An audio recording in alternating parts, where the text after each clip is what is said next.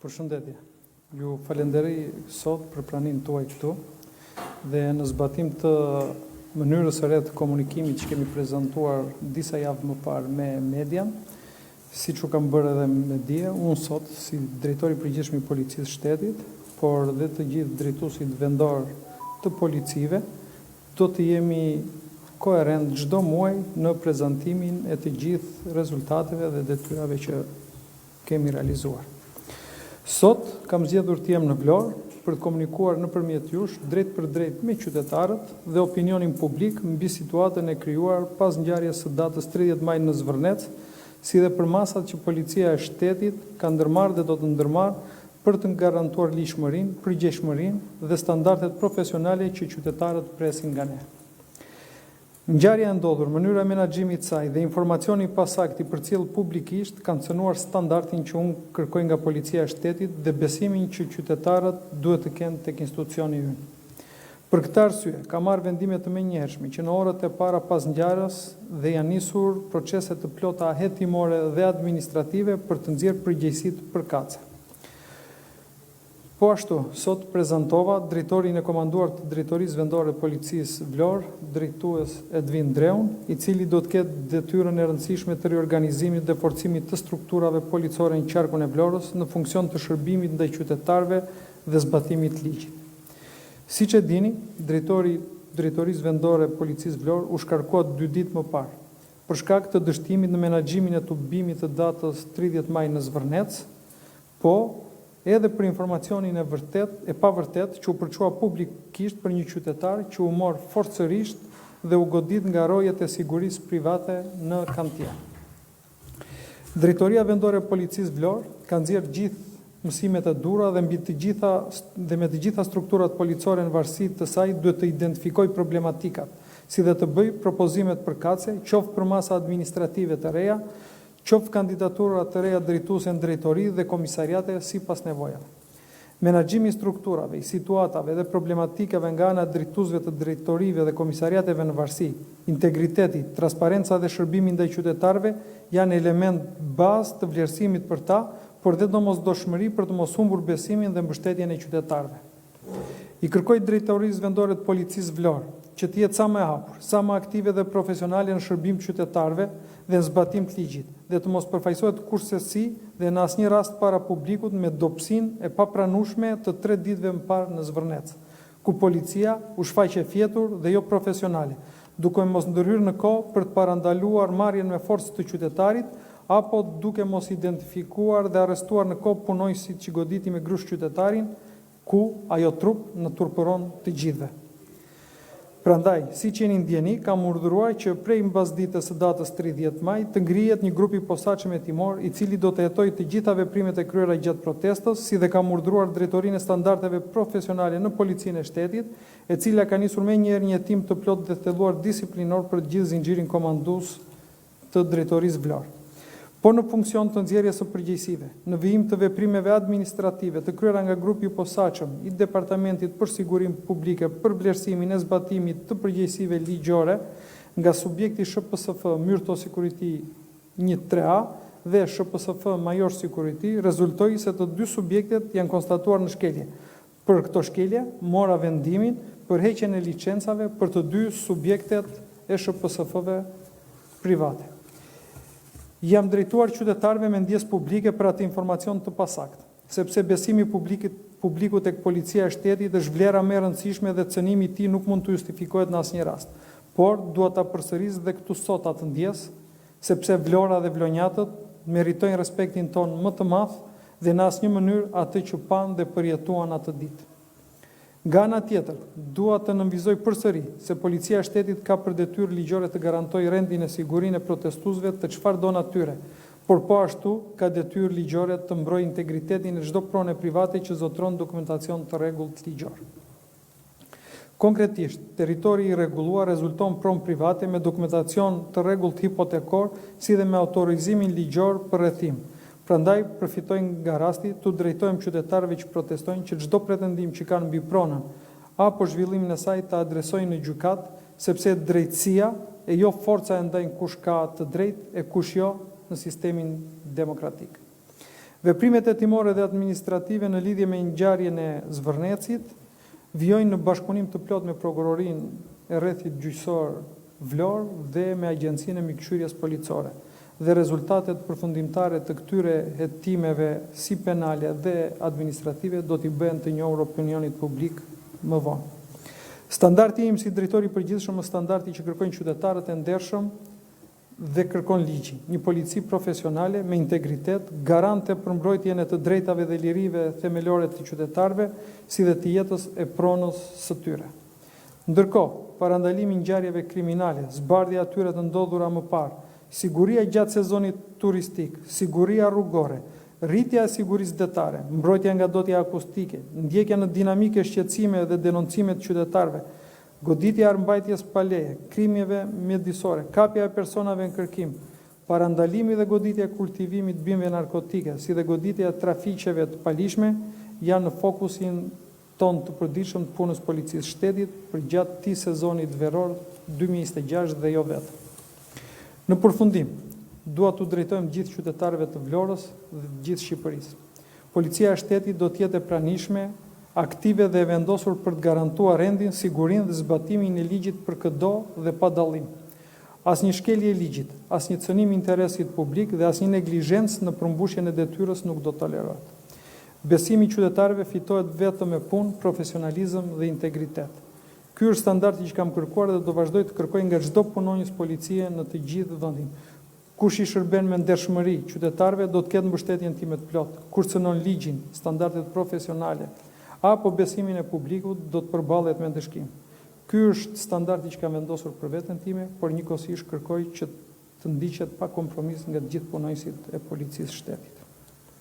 Dhe ndërsa hyjmë në kulmin e sezonit turistik, prioriteti ynë mbetet siguria e qytetarëve, turistëve dhe komuniteteve lokale. Struktura e policisë shtetit do të jenë të rreth 24 në shtat për të parandaluar palishmëritë, për të reaguar ndaj çdo shqetësimi dhe për të garantuar një sezon të sigurt për të gjithë.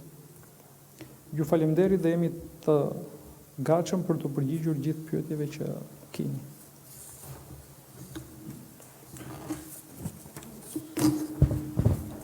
Faleminderit së pari që gjendeni në Vlorë. U desh një ngjarje e rëndë, në fakt që edhe mund të ishte parandaluar qoftë edhe nga drejtoria e përgjithshme, pasi është një situatë pak në protestat ka nisur shumë herët. Së pari, sa janë personat e proceduar të arrestuar për ngjarjen e datës 30? Qoftë ka persona të proceduar të paktën në ndjenin ton edhe nga protestuesit, por edhe nga pala tjetër. Sa është numri i tyre? Kjo është pyetja e parë. Pyetja tjetër lidhet me përgjegjësitë. Ju thoni se përgjegjësia në këtë rast i takon drejtuesit të drejtorisë së policisë vendore për qarkun e Vlorës. Ju personalisht keni përgjegjësi?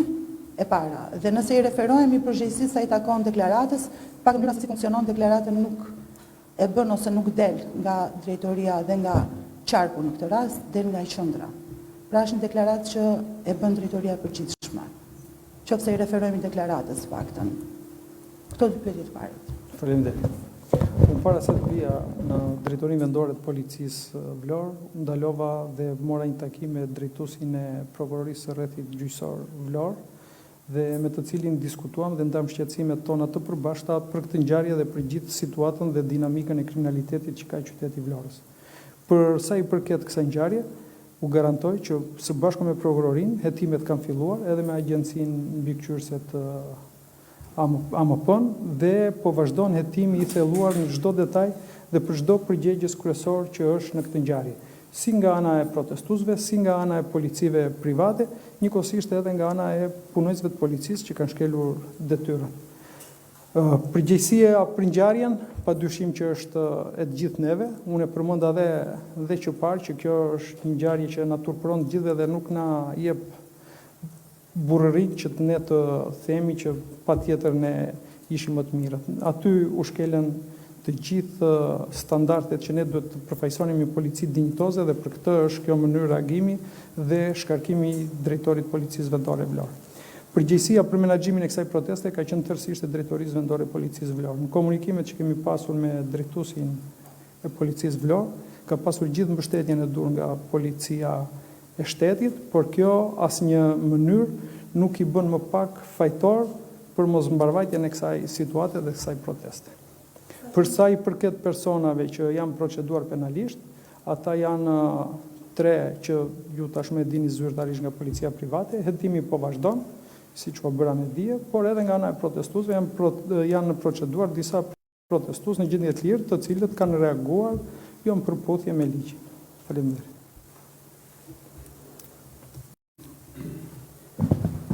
Kurse unë kisha një pyetje për qëndrimin e policisë së shtetit ndaj protestave në përgjithësi. Për këtë të parën u sqarova. Referuar aeroportit. Aeroporti është një vepër kombëtare, ndërkombëtare dhe aty u përplasën 2 kompani private. Cili ishte i paqartë për mua qëndrimi i policisë së shtetit në atë protestë. Kur u bazua policia e shtetit që ndalonte një kompani dhe lejonte një kompani tjetër. Pra ishte një konflikt midis 2 kompanive në një vepër kombëtare, në një pronë të shtetit dhe policia u duk sikur mbante anën e njërës kompani. Falenderoj. Në asnjë moment policia e shtetit edhe në këtë rast nuk ka mbajtur anën dhe nuk ka vepruar në kundërshtim me aktet normative dhe ligjore.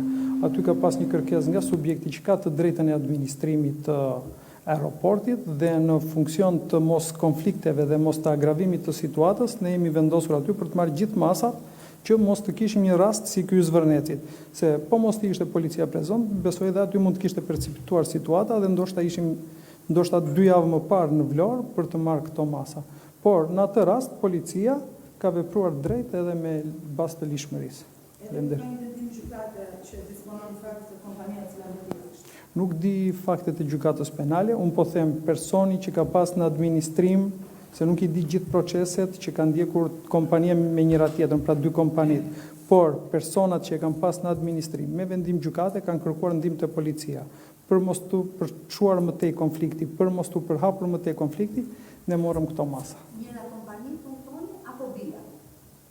Nuk i di me emra kompanit, po them, në bazë të vendimit gjykatës, kompania që ka në administrim për të ndjekur mbarvajtjen e punimeve dhe ditëve që ishte e njohur me vendim gjykate, pra ne kemi pas një njoftim nga kompania për shkak të procedurave dhe mosmarrveshjeve që ata kishin dhe për mos të përshkallëzuar konfliktu, për mos të përhapur konfliktin, ne kemi ndërhyrë për të marrë masat e nevojshme. Një kërkesë vazhdueshme në fakt shoh nga media dhe shoh nga kompania referuar si rast, kompania e cila është e jashtë, në rastin e Matco Construction. Për të njohur nga policia me një urdhër me një vendim, qoftë policia ka kishte marrë urdhër nga kompania e administrimit, qoftë nga qendra, ku ka pasur një urdhër ndalimi, pra policia është vendosur aty pa pasur një urdhër. U shpjegova këtë rast si ka funksionuar dhe s'ka besoj më vend për të bërë kaq të gjatë se nuk ka kuptim gjithë ky.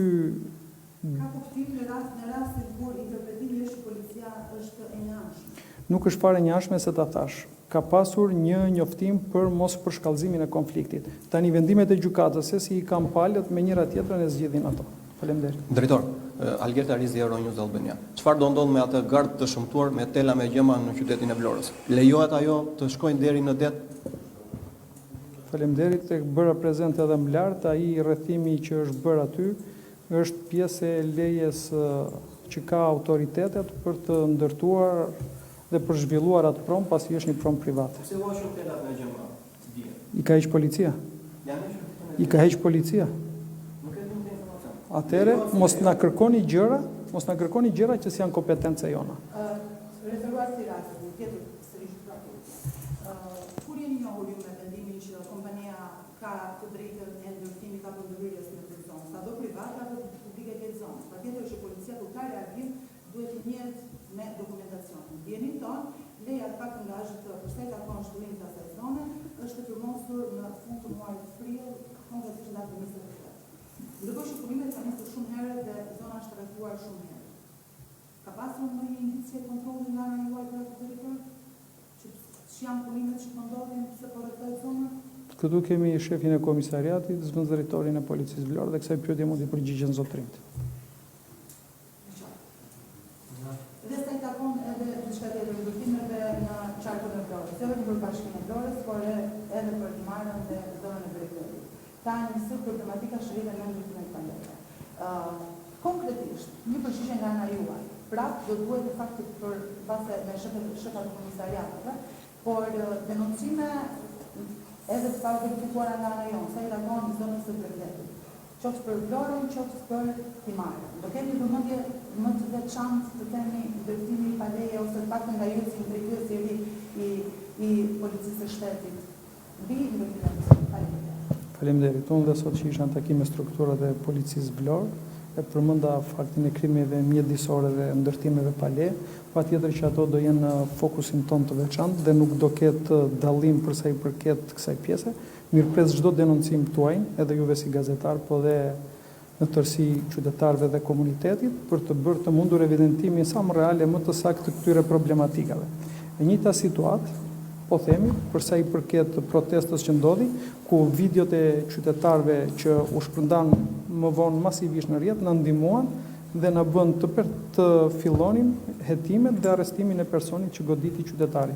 Prandaj, të gjithë pamja që na vinin në dispozicion ju si gazetar apo dhe opinioni publik dhe më gjerë na ndihmojnë në punën tonë të përditshme. Të falenderoj. Drejtor, ne jemi në Vlorë, më falë që po bëj prapë pyetje. Ne jemi në Vlorë dhe ju falenderojmë që ju jeni prezent sot në Vlorë, por në fakt nuk mund të harojmë pamjet e Oriollit në veri të Shqipërisë. Ishin të dhimbshme për sytë të gjithëve. Nuk pati një reagim të tillë policia e shtetit.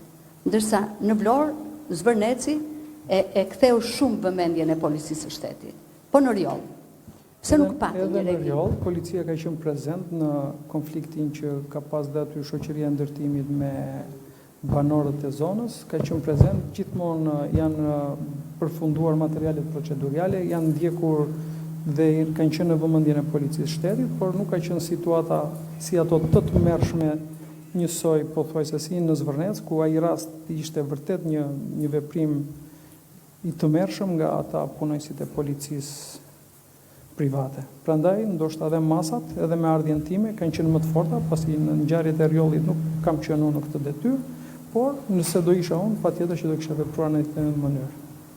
Më falni, duhet i kthem dhe një herë pyetjes së parë që bëri kolegja në lidhje me informacionin që u shpërndan nga Policia e Shtetit dhe Policia e Vlorës.